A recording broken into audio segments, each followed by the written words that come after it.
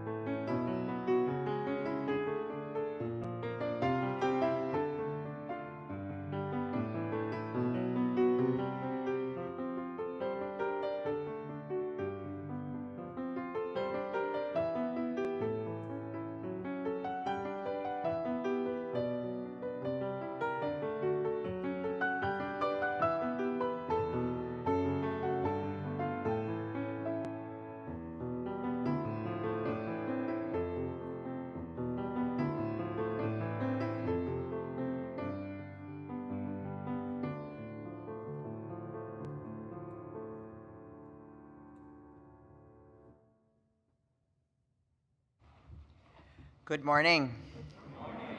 It's great to have folks here this morning. These are the times we need one another, and I want to welcome you to the Mount Diablo Unitarian Universalist Church. I'm the Reverend Leslie Takahashi, and my pronouns are she and her. And we want to welcome you to our sanctuary, whether you're joining us here in person or online. A special welcome if you're visiting us, which we have quite a few visitors today, or if you're back on campus for the first time in a while. Please do sign one of our visitors cards. And I will say that we are also going to be hosting our UU conversation, UU 101 next week, which is a chance to ask questions if you're interested in kind of who we are and what we care about.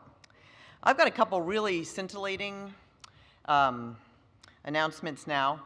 We had a big memorial service that we did as a service for our the director of the preschool, the owner of the preschool that is our tenant on campus here, died unexpectedly a couple months ago. We hosted their service, and so that we used every tablecloth we own So if any of you are feeling like doing a little direct service and doing some laundering of tablecloths, please see Emma after the service. She can even help you get them to your car, but we would appreciate them coming and returning at some point soon. So that was a very exciting announcement. More exciting, we have free cardboard still for anyone who's interested in sign making. I know there's been a lot of sign holding going on, so if you need some, we've got some very lovely cardboard. It's in the social hall, and you can get it after the service. And we have winter nights coming up, and we still need quite a few volunteers. So there is a clipboard in the Borton Hall. If you want to sign up and you aren't quite sure you can navigate the amazing online service, I think I can speak for my colleague. I rarely try to do this. I think if you can use our amazing online system, do that. And Reverend Rodney will help you see how to do that. And if not, put your name on the clipboard, and he'll call you and show you how to do it. How's that? So there you go. It's a two-part part. And I want to say that we're so grateful to have Luis Gonzalez here as our guest music director today. We have Sarah Jebian joining us for the month of April. And in May, as I announced at our forum last week, Javon Haskin, who was with us in January and February, will be joining us as our new music director. I want to publicly take a moment to thank Juan Contreras, Maura Mattingly, and Janice Davis, who were part of the 9-month search committee that we've had and that process. So please thank them when you see them, and welcome to this beloved community.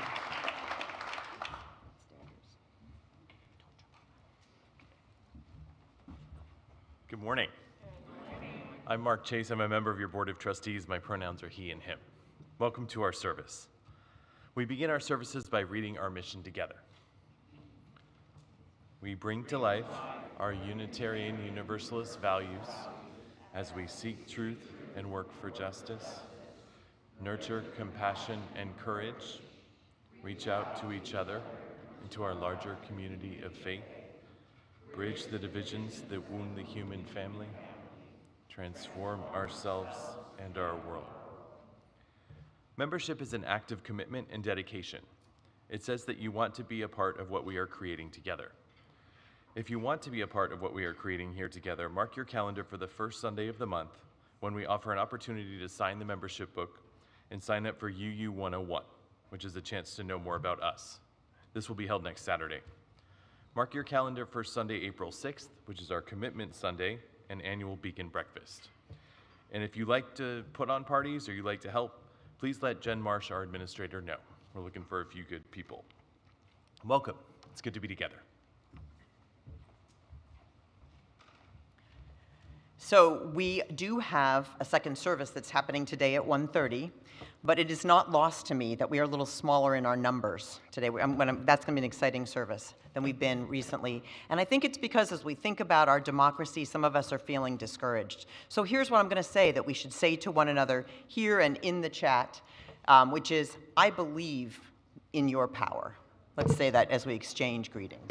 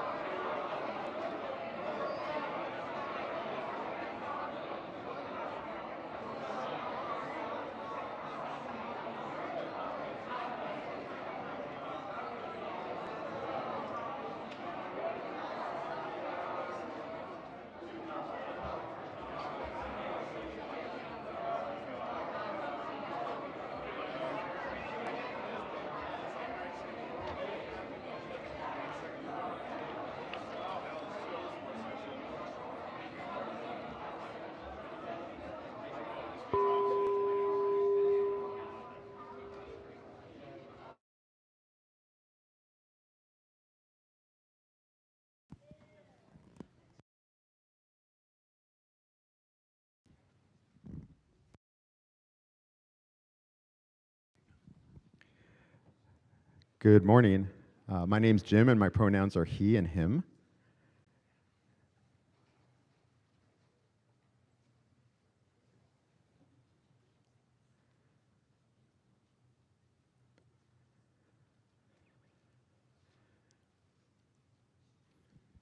And it's springtime, and it's church. Who's excited about this? So I love my Sunday mornings. So we light our chalice this morning with these words from Claudia Rankine, an American poet and playwright born in Jamaica, and her poem, Citizen, an American lyric. The rain this morning pours from the gutters, and everywhere else it is lost in the trees. You need your glasses to single out what you know is there, because doubt is inexorable. You put on your glasses. You need your glasses for this moment. The trees, their bark, their leaves, even the dead ones, are more vibrant, wet. Yes, and it is raining. It's raining right now. Each moment is like this. Before it can be known, before it can be categorized as similar to another thing and dismissed, it has to be experienced. It has to be seen. What did he just say? Did she really just say that? Did I hear what I think I heard? Did that just come out of my mouth, his mouth, your mouth? The moment stinks. Still, you want to take off your glasses and stop looking at the trees. No. We must walk out and stand among them. And as light as the rain may seem, it still rains down on you.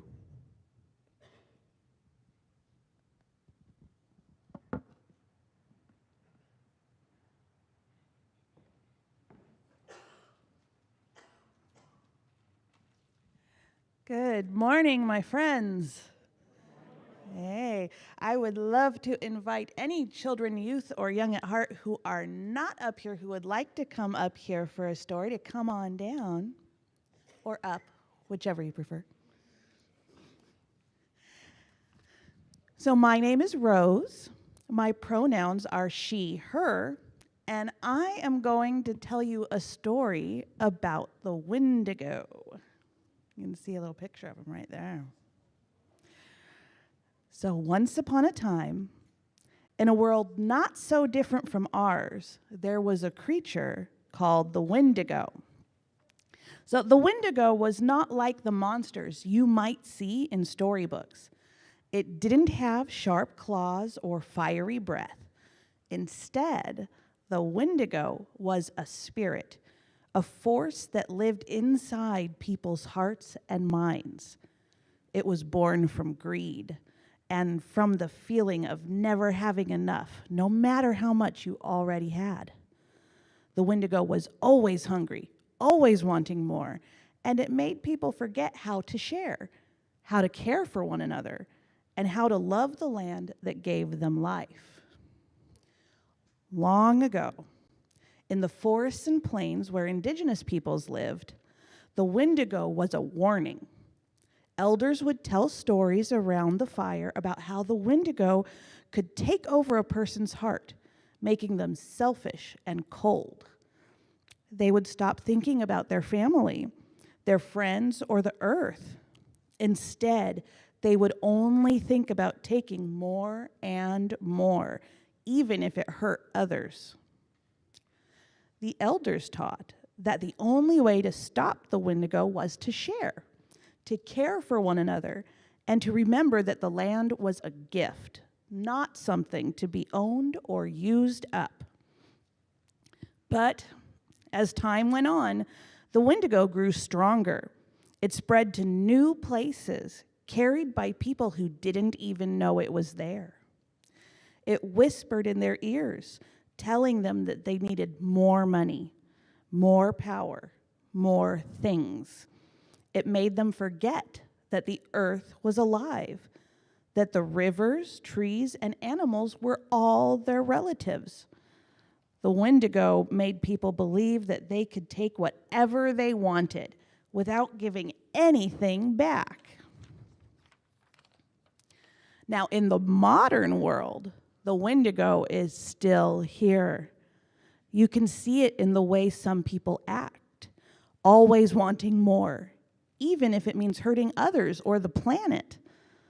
You can see it in the way forests are cut down and rivers are polluted and animals lose their homes. The Wendigo doesn't care about the future or about the children who will inherit the earth.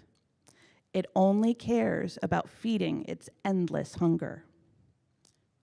But here's the good news. The Wendigo doesn't have to win. Just like in the old stories, we have the power to stop it. We can choose to be kind, to share, and to care for the earth and each other. We can remember that the land is not just something we own, it's something we belong to. The earth gives us life, and in return, we have a responsibility to protect it. So how do we fight the Wendigo? It starts with small things. We can plant trees and pick up litter and take care of the animals around us. We can share our toys and our food and our time with others. We can listen to the stories of indigenous peoples who have always known how to live in harmony with the earth. And most importantly, we can remember that we are all connected to each other, to the land, and to the future. The Wendigo is strong, but love is stronger. When we choose to care for each other and the earth, we weaken the Wendigo's power. We remind it that there is another way to live, a way that is kind, generous, and full of love. So, the next time you feel the Wendigo's whisper telling you to take more than you need, remember the old stories. Remember that the earth is a gift and that we are a part of one big family. Together, we can banish the Wendigo and create a world where everyone and everything can thrive. I think that's a good idea. Now, friends, I would invite you all to help sing our children and youth and their advisors out to their activities.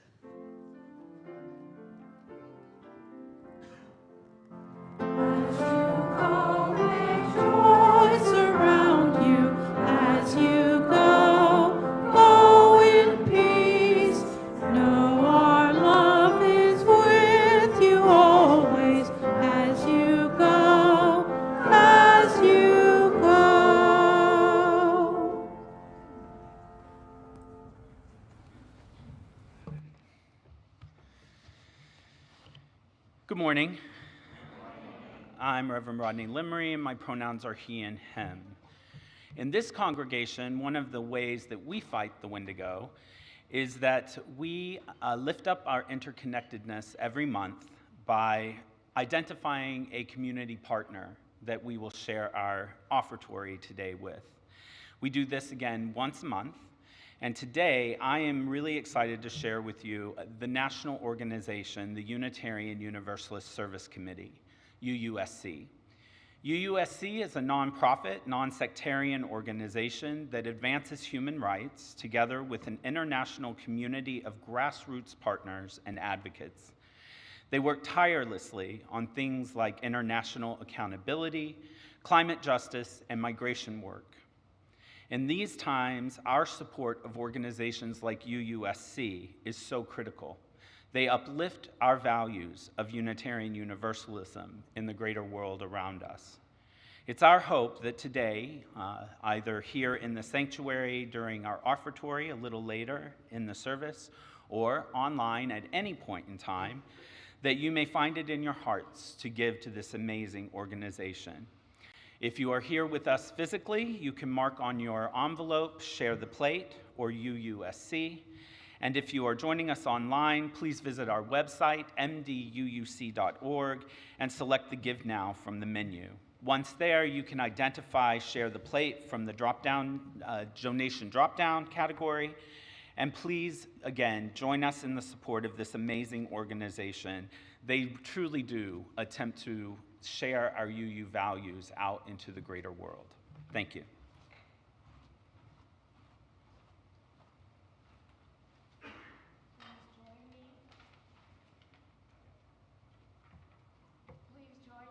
Nope, Sally.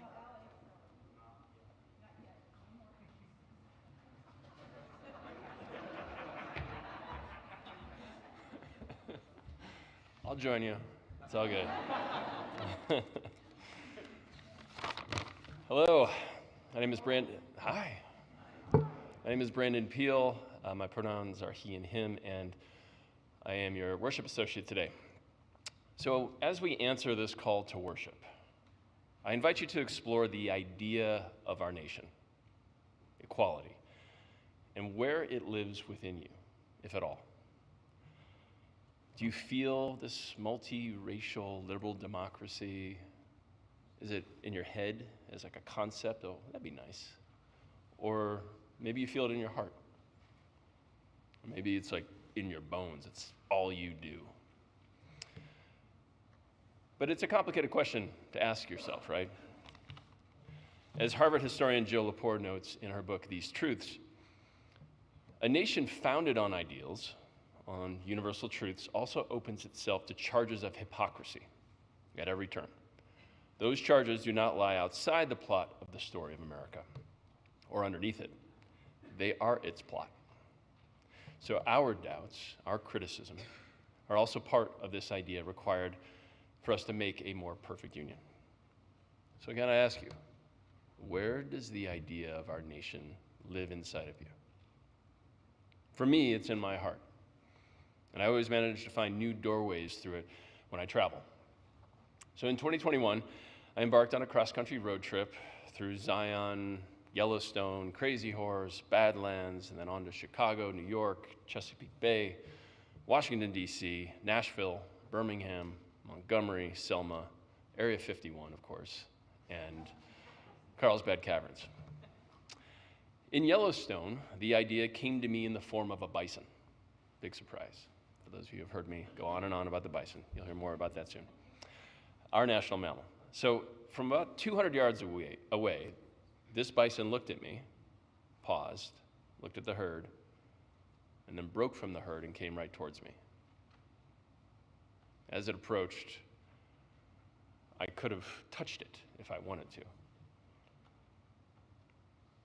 And I felt the beauty and the power of this animal, and ever since have discovered the many moral teachings that they have for us. In New York City, I looked up to see an eagle gargoyle perched on Penn Station and wondered aloud, what is New York? Is it anything but a monument to our Wendigo, as Reverend Rose shared with us? This idea of equality spoke to me as a sharp rebuke. Is New York City anything more than a relic of our nation's misspent youth? In Nashville, on the Journey to Jubilee Plantation tour, as I walked up the steps to the quarters of the enslaved, I cracked the top of my head on the doorway. When I sat down to steady myself and kind of rub my neck, I felt this idea pour into me again. I felt the thousands of years of council fires that created this idea of democracy. I felt our nation's covenant of equality no longer known and rarely acknowledged. And because of our Wendigo, strategically withheld from black folks. I felt this idea ask me to repair the harm of my ancestors. At the Legacy Museum in Montgomery, I wept as I heard the story of an incarcerated black woman who shared that her guards, possessed by Wendigo, raped her and impregnated her. She wept as she told the camera of being forced to carry her baby to term. And then shortly after birth, within an hour, being forced to give it up for adoption. Together, the two of us wept across time and space for the violation of not just her dignity and autonomy, but the idea that all people have dignity, that they belong here. I mean, this idea means that no one should be imprisoned, let alone forgotten, raped, and enslaved in the way we did and we still do under the cover of the 13th Amendment.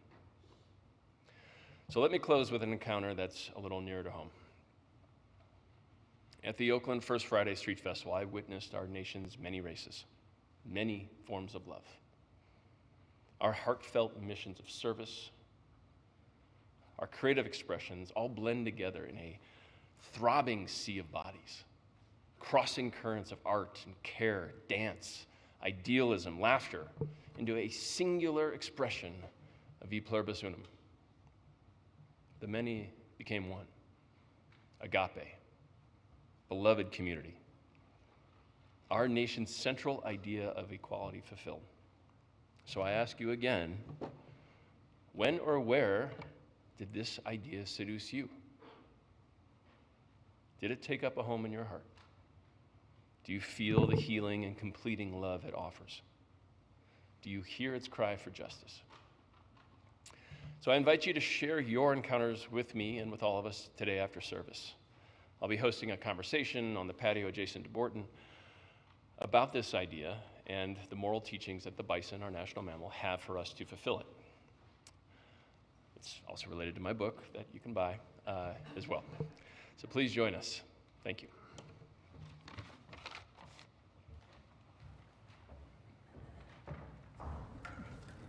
Please join me in singing.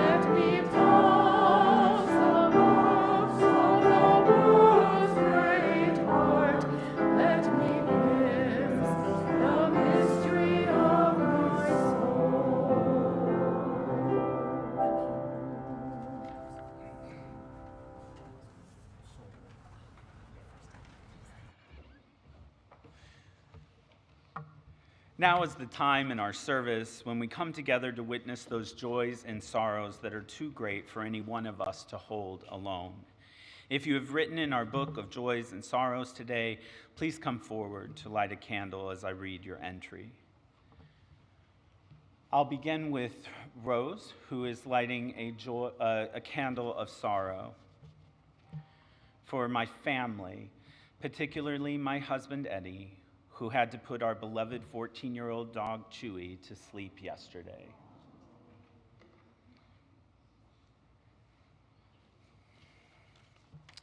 Tom Taylor is lighting a candle. He says, "It's a beautiful day. Thanks to the church for the work. Thank you, Jan, for your help. I will be moving Saturday, January 29th at 10:10 a.m. Please see me if you can help."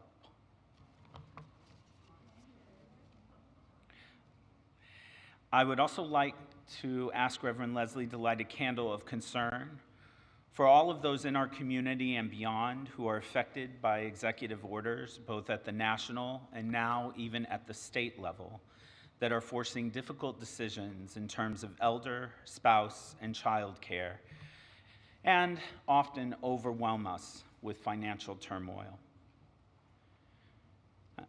Sarah Letson is asking for a candle of care to be lit for her, her aunt, and her family, writing, "My Aunt Janet Cobb passed away Friday, March 21st. I'll remember her as a gifted pianist, piano teacher, and singer, and a loving member of our family." I'm also asking Reverend Leslie to light 2 final candles. The first represents all of those joys and sorrows not voiced aloud today, but still present in our collective hearts. And the second is a reminder of this imperfect but precious world and our role in making it more loving and more just.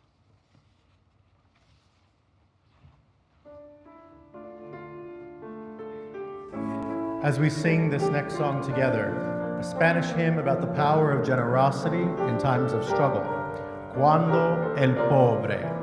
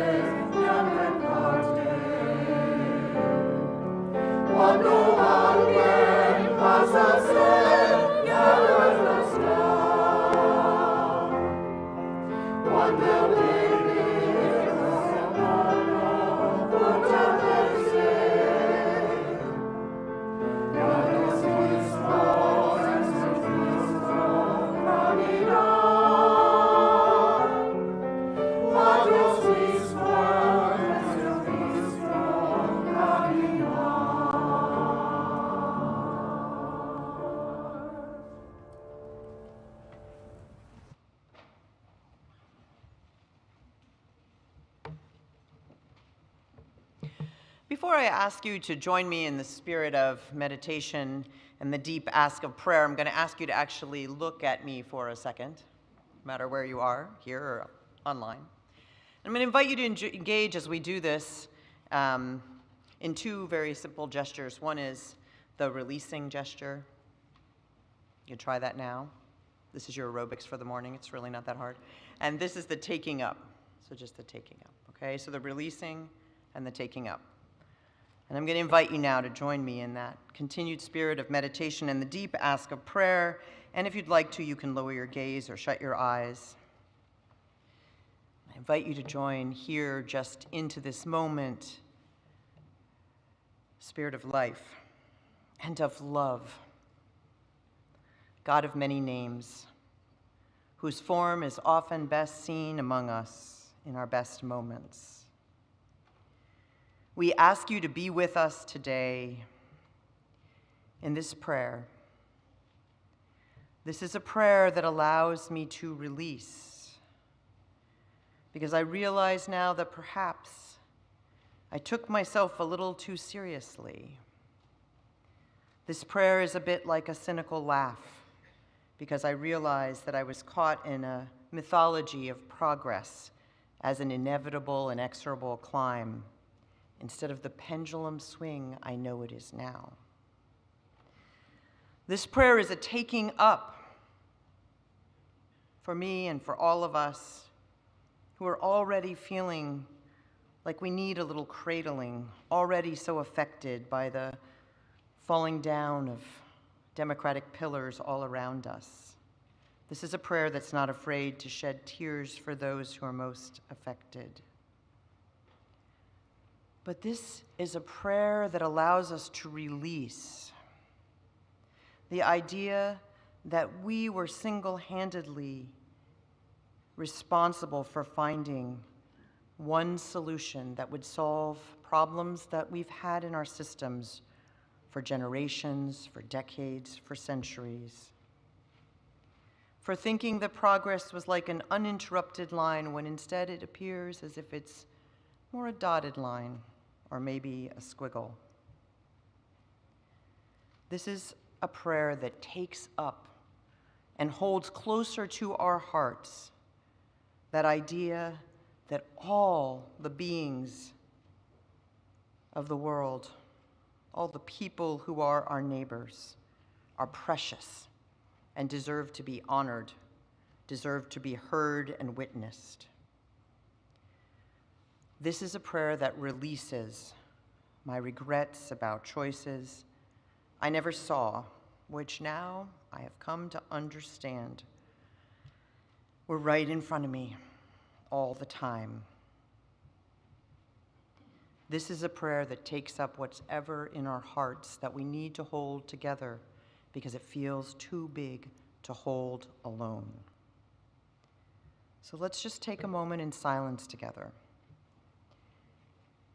and just check in with our hearts and feel what it is that your heart might need to release, what your heart might need to take up.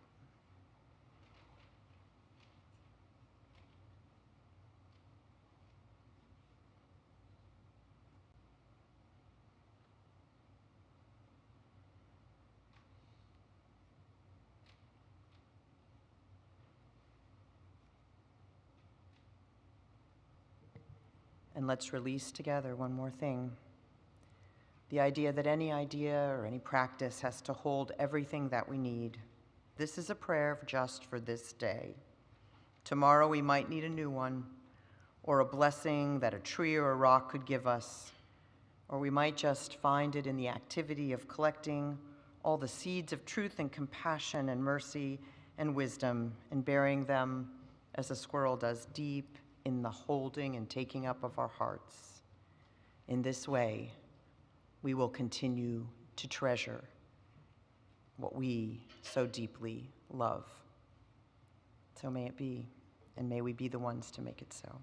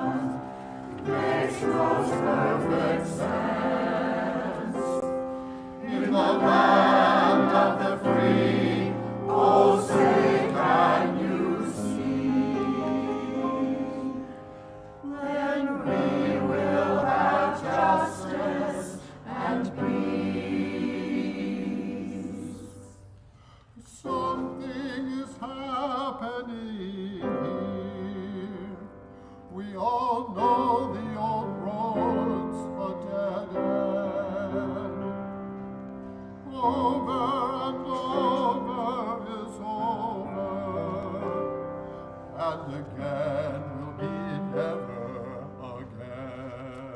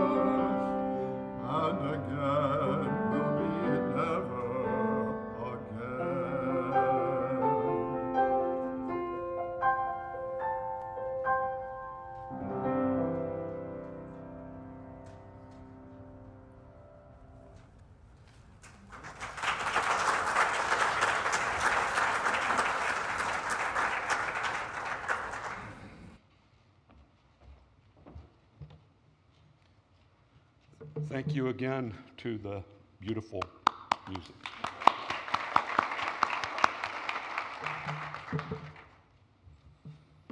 Good morning. My name is Steve Deach. I'm a member of your Board of Trustees, and my pronouns are he and him. Springtime.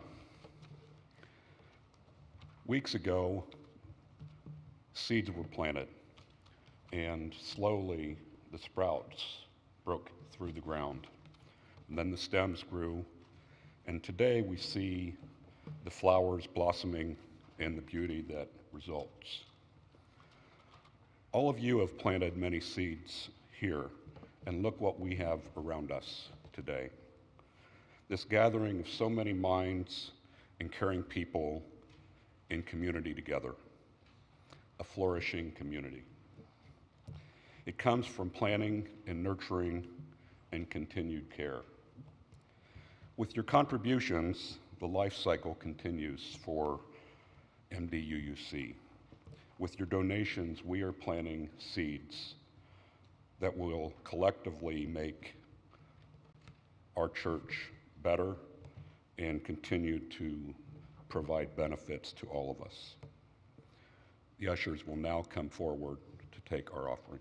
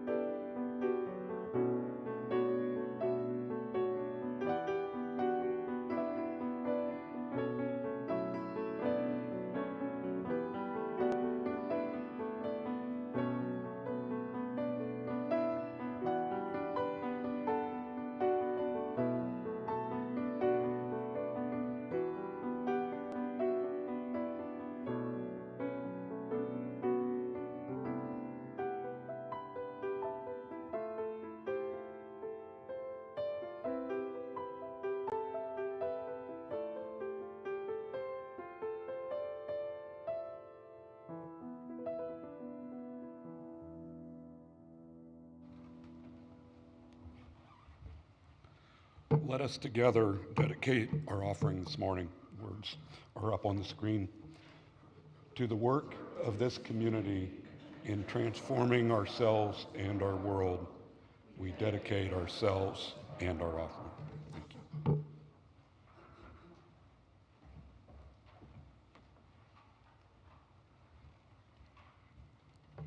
Before I start, I do need to say, you know, we talked about our series of directors and musicians that we're really grateful for, but our choir has just really hung in there. Can we just say thank you to them?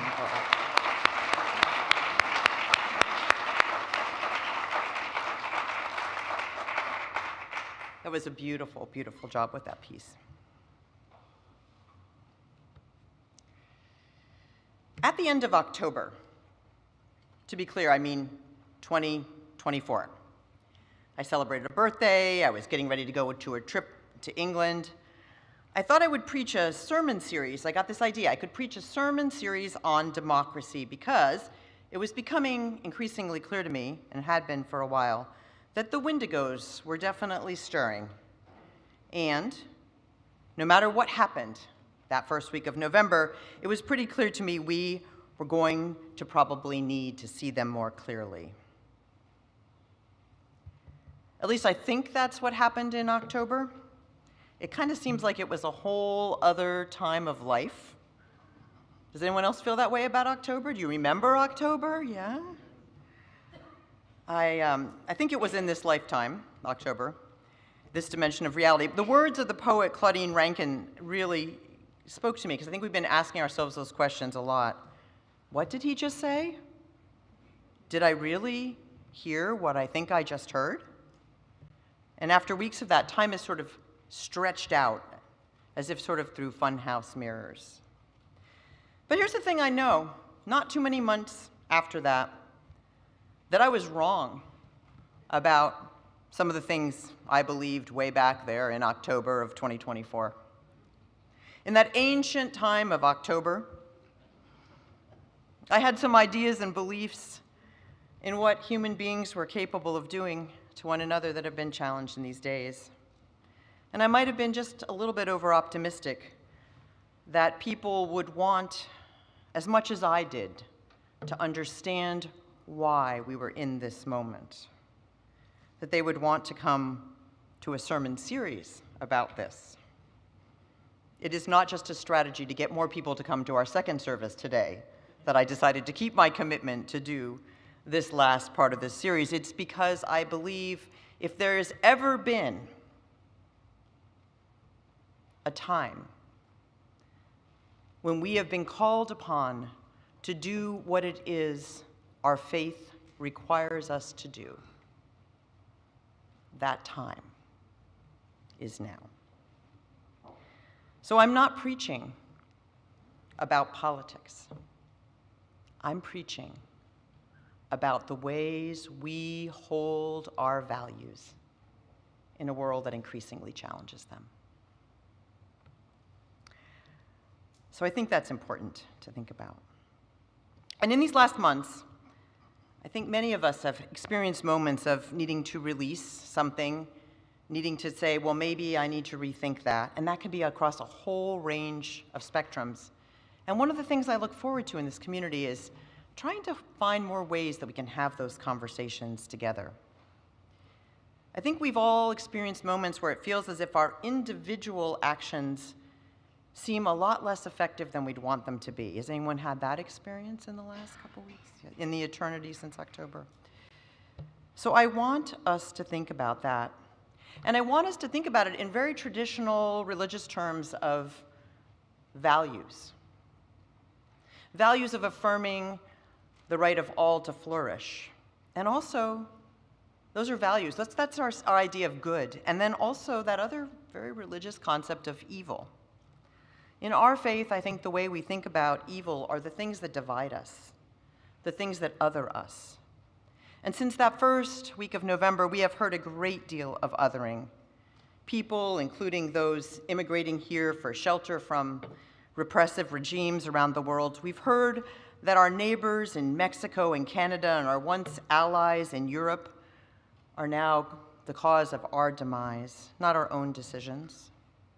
We have watched the deportation of those who support our economy through their labor and the reification of a very, very, very small group of people who are trying to kick down any barriers to their own insatiable Wendigo appetites. How clear it has become that our nation's current direction is now dominated by a few, very wealthy people. You might call them oligarchs. And that those interests are having a rather disproportionate impact on our government policy, moving our collective ideal away from the idea of serving the most to serving the interests of the fewest, from ideals of inclusion to a pure form of unenlightened self-interest. And we have seen this accelerated not just since the eternity of October, but really over decades. And yet more so when a decade and a half ago, in the case of Citizens United versus the Federal Election Commission, our nation effectively ended restrictions on campaign contributions by corporations and thus exploded the influence of money on politics, right? Robert Reich, who was the Secretary of Labor, has pointed out that when those restrictions were taken out, corporations almost had no choice but to just keep investing more and more money in a realm that they never used to invest as much in. It became an escalation. So these times allow us to release the idea that we're going to find one perfect way of moving forward, because what we're facing is a lot of different things, as we've talked about over the time. But we could specifically, I think, address two of the Wendigos of more progressive culture, which ethicist Sharon Welsh identifies: the trap of endless struggles over strategies and tactics that keep us from actually acting together and collectively, and the allure of inertia, which says, because nothing is perfect, we just won't do anything. And eventually, we'll just count on things coming out right in the end. She says we must be aware of our particular failings as we are part of the constitutive dangers of conservatism. Without awareness, we as progressive people too end up reinforcing systems of injustice, because none are immune from those forms of imbalance, and we are far more aware to contain these dangers if we are aware of them. In other words, if we know the Wendigos in our midst, we're more likely to take those measures that can counter them. One of those Wendigos is very much the power of othering, the power of tactics that distract us from the real economic and societal challenges we face. Othering, like the othering of queer people, especially those who are transgender, while unelected and unaccountable people tear down the public infrastructure we have built together over centuries and decades for the education, for the environment, for our economy, to progress, to protect against interests which no longer see themselves tied to any accountability other than the bottom line. While medical and other care for those most in need gets put on the chopping blocks, what we are being focused on is a small group of people who want only to be able to be who they are. It is a tactic of othering. We have seen invasion of the system to save for retirement, fueled by our own earnings called Social Security, all in the name of free enterprise, and yet that enterprise is only free for a more limited number of people in this nation. We used to talk about the 1%, but now they talk about the 0.01%. And that's something to think about. And we need to think about where our interest is being directed versus where we actually need to look. We have heard a lot of othering of women. We have watched the glorification of systems that would take away women's rights to bodily autonomy and even economic autonomy as a return to an ideal model where women are protected by men. Meanwhile, the same oligarchs are working in our name to support repressive regimes around the world, traveling to interfere in other elections. A range of observers, from plucky alternative media like Democracy Now! To Harvard's Kennedy School, which is not exactly the outside group, they're sounding the alarm that blatant rule by a small handful of billionaires threatens our democracy in ways we have rarely seen. And it is important to know that people have been sounding this alarm for decades. Robert Reich has been talking about supercapitalism for over 20 years. But now, what others call hypercapitalism just seems to be expanding and expanding, as we all have been sucked in a little bit more, and I think the pandemic heightened this, into that Wendigo of consumerism, right? We need the things we need them right when we need them, we need to not have to drive across town to get them. Lots of things like that, Wendigos, messages in our minds. The Kennedy School study found this. 10 years ago, 2 political scientists took a data set and a small army of researchers, and they set out to determine a really important question, whether the US could still credibly call itself a democracy. That was 10 years ago, a decade ago. They used 1,800 policy proposals that they looked at over 30 years to see what they actually did and who they actually helped. And what they found was devastating. That political outcomes overwhelmingly favor very wealthy people, corporations, and business groups, and that the influence of ordinary citizens was at, quote, a non-significant near zero level. The US, they concluded, was not a democracy at all, but a functional oligarchy already, and this was a decade ago. And that is important because we just found that now what the 1% owns is more than 90% of the stocks traded across this nation. It's important to see how this has been consolidated. So in the words of the hymn that our choir helped teach us this morning by J.A. Oliver and Miguel Manzano, when the poor ones who have nothing share with strangers, when the thirsty water gives us unto us all, when the wounded in their weakness strengthen others, then we know that God still goes that road with us. There are lots of models out there to think about, to help us feel and release that sense of powerlessness. In the last weeks, I've been revisiting the work of ethicist Sharon Welsh, who I had the great privilege to work with for over a decade. And she talks about some of the necessary strategies for this time, including denouncing systems of injustice, as many of us are doing. Remember, there's cardboard in the Borton Hall. Inclusion of voices and experiences of all people, especially those whose power has been marginalized and excluded. And also, though, what she says, the third wave, building what may be right. Building what may be right. Notice there's some ambiguity in there, because the ambiguity is one of the things we have to take up, right? To experiment among us with building structures that may be part of the solution, even if we don't know if they will work. Building them in the private sector, through social enterprise, building them in the academic sector through what she calls engaged scholarship, building them among us through mutual aid and ways that we can be together. There are so many ways, she says, we can take this up. To counter what we've talked about in these sermons on democracy, polarization and false news, the rise of the wealthy, the need to continue to look at the ways that we have gradually let our democracy be chipped away with because of that Wendigo of inertia, right? There are so many strategies, and we do not need to debate. We can release needing to debate which is the right one, because which is the right one for us is the right one.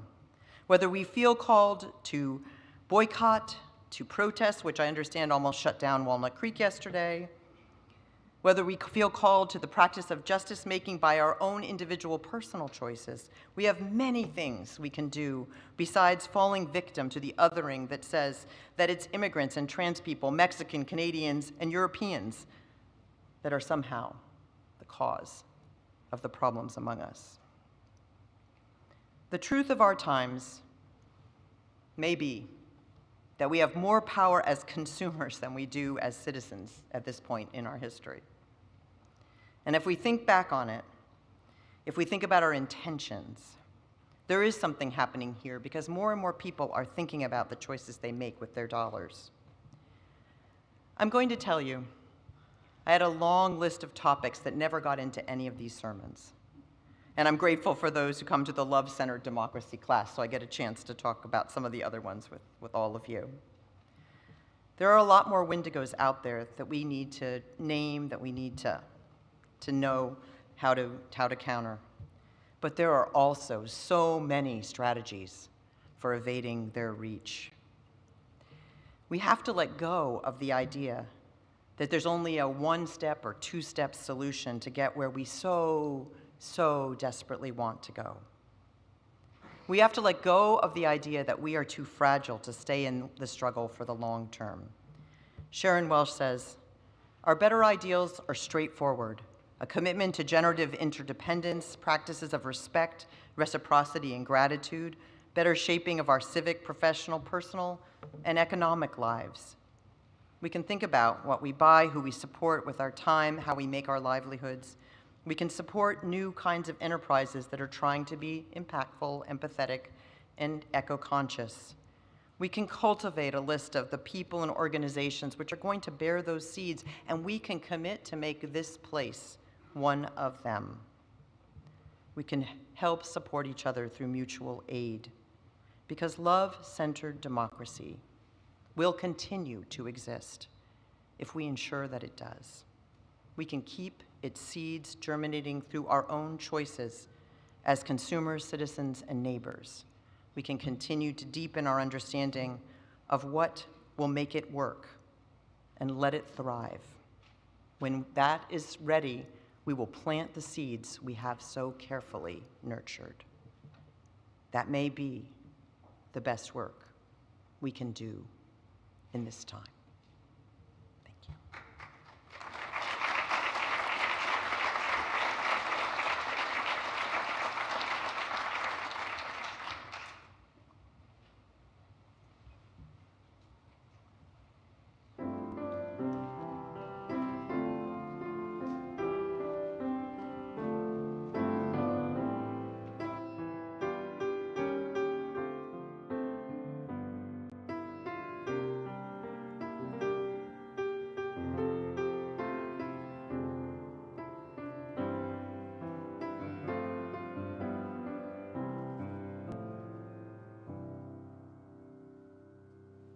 Is there another mic around somewhere?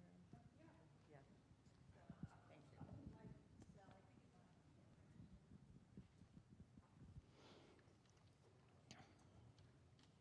I had an ill-fated trip on Friday night that kept me up to the wee hours of the morning. So I said to Rodney, if I just walk off the stage in the middle of the service, put me back on. Then I walked off the stage at the wrong moment. Scared him. But I'm back. We're going to invite you to take up a ritual of release and taking up. So remember the gestures that we gave you a minute ago. There's releasing, right? And then there's taking up. This is a time when we need to release so we can take up what is needed for our time. So maybe we can release together. Maybe as you leave today, you might want to take a moment to let something go so that you can take something else up. Maybe you need to let go of your desire to remain blissfully ignorant.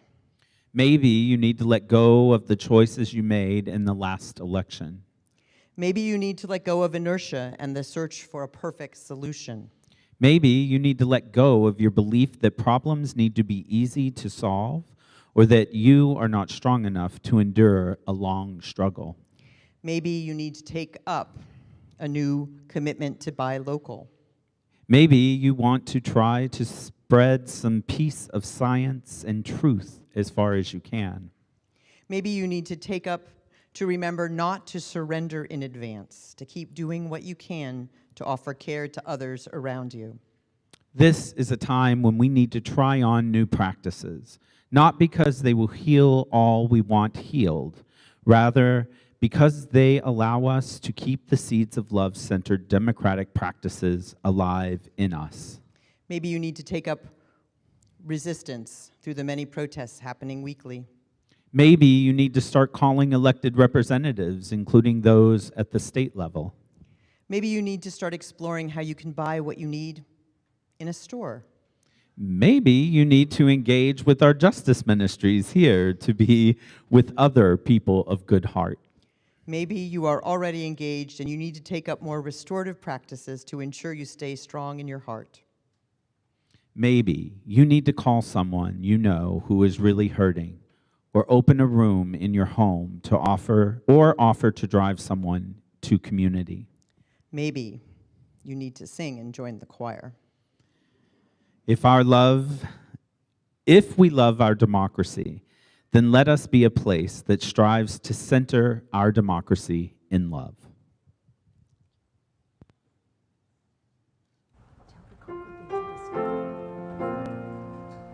Our closing song is number 95, There Is More Love Somewhere. Please rise and body your spirit for this African-American hymn named for Stephen Bantu Biko, a Black South African activist and founder of the South African Students Organization.